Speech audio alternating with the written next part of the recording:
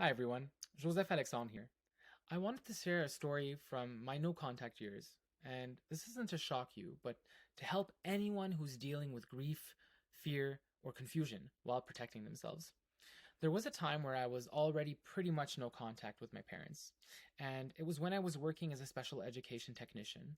And one day, my mother showed up at my workplace without warning, as she did, and she looked at me straight into the eyes and said something I will never forget. I would rather you be a monk than gay. I asked her to leave before security became involved because even seeing her was quite re traumatizing. My team and I actually had a whole safety plan in place because that's what my reality had become. A week later, I received an invitation to skip the holidays with my family if I had agreed to go and visit a Coptic monastery in Corpus Christi, Texas. I admit it. I thought it would be interesting to check it out. Maybe for science, maybe a mix of curiosity, maybe avoidance, maybe survival. So I went.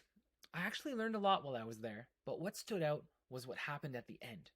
The organizer pulled me aside and said very quietly, "I hope you know that you only have a one-way ticket." I was like, what?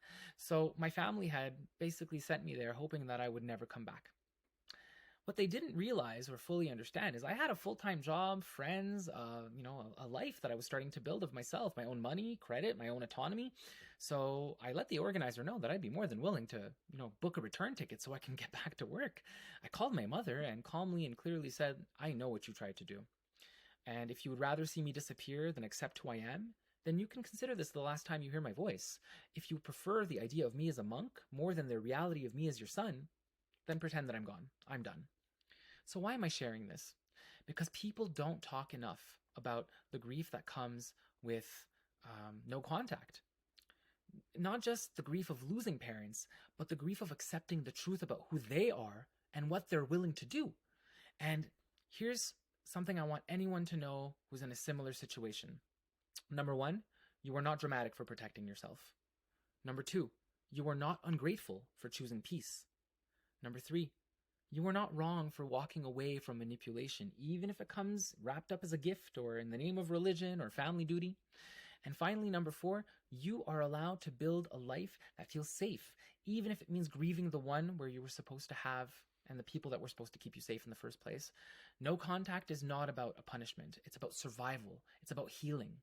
And if this story resonates with you, you are not alone. And if you want support with any of this, please feel free to reach out. I am here to accompany you.